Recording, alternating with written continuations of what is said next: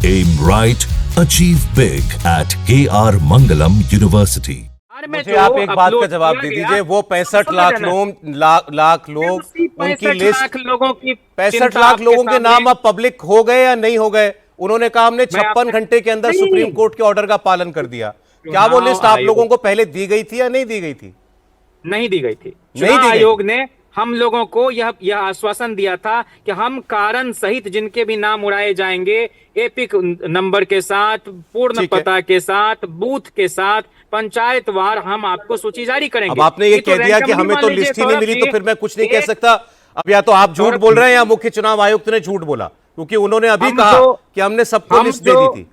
हम जो आपके सामने रखना चाह रहे हैं, आपके चैनल के माध्यम से बिहार ही नहीं देश के लोगों को यह पता चले कि हम जो बोले वही सदाकत है। हमारे मुंह में तुम्हारी जबान थोड़ी है। चुनाव आयोग के अब तक के जितने आपको बयान दिखाई पड़ेंगे, अखबार में विज्ञापन कुछ और चुनाव आयोग के अधिकारी अच्छा ठीक है, प्रेस को मैं एक बार जरा विनोद अग्निहोत्री जी, आप सौरभ की सर अंतिम बात मुझे क्या कहने देते हैं? जैन जी मैं आ जाऊंगा, लंबा हो जाएगा क्योंकि अभी एक एक राउंड और हम लोग बात कर पाएंगे।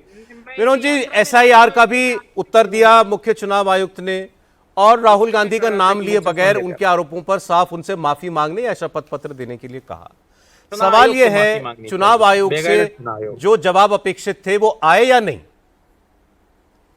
नहीं, चुनाव आयोग ने अपनी तरफ से तो स्पष्टता, सारी चीजें स्पष्ट करने की पूरी कोशिश की है, लेकिन विपक्ष उससे कितना संतुष्ट होगा ये अलग बात है। क्योंकि जब चुनाव आयोग की प्रेस कॉन्फ्रेंस चल रही थी और चुनाव आयोग ने जैसे ही राहुल गांधी के मुद्दे पर बिना उनका नाम लिए मुख्य चुनाव आयुक्त ने अपनी बात रखी, तो उसके समानांतर कांग्रेस ने भी अपने सोशल मीडिया हैंडल पे जो है उस प्रेस कॉन्फ्रेंस को खारिज करना शुरू कर दिया और उस पर लगातार उन्होंने काउंटर भी दिया। और वो सब जो राहुल गांधी बोल रहे थे वहां सासाराम में, वो भी साथ में शेयर किया चुनाव आयोग के मुख्य चुनाव आयुक्त की बाइट के साथ। तो जाहिर है विपक्ष तो इससे संतुष्ट हुआ नहीं है जो दिया है। अब प्रश्न ये है कि मुख्य चुनाव आयुक्त का ज्यादा जोर इसी पर है कि राहुल गांधी हलफनामा दें या माफी मांगे।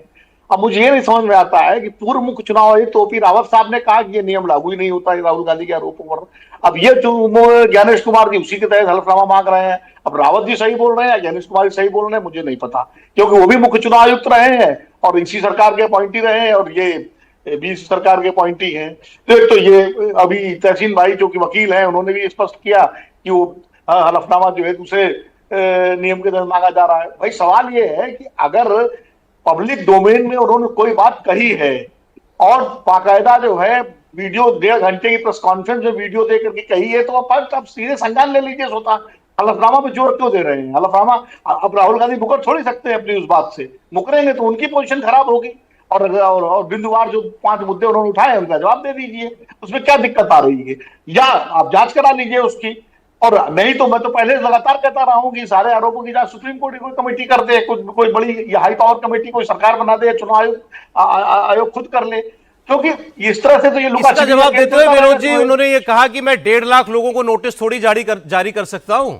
आप तो 1.5 लाख लोगों पर सवाल उठा रहे हैं। नहीं, 1.5 लाख लोगों को नोटिस ना जारी करें, लेकिन जो मुद्दे उठाए गए उनकी जांच करने की क्या दिक्कत है? ये तो देखिए, अब 1.5 लाख लोगों को नोटिस आप नहीं जारी कर सकते, आप हलफनामा मांग रहे हैं। फिर हलफनामा बीजेपी के लोगों से भी मांगे, उन्होंने भी तो वही आरोप लगाए हैं कि फर्जीवाड़ा रायबरेली सूची थी, फर्जीवाड़ा जो है वहां सूची थी क्या कहते हैं कन्नौज में और स्टालिन की कॉन्स्टिट्यूंसी में, तो वो भी वही आरोप, उसमें भी फिर हलफनामा मांगिए। तो सवाल ये है कि आप दूसरी बात ये बार बार कहा जाता है कि सब 3 बार रिजेक्ट कर दिया कांग्रेस को।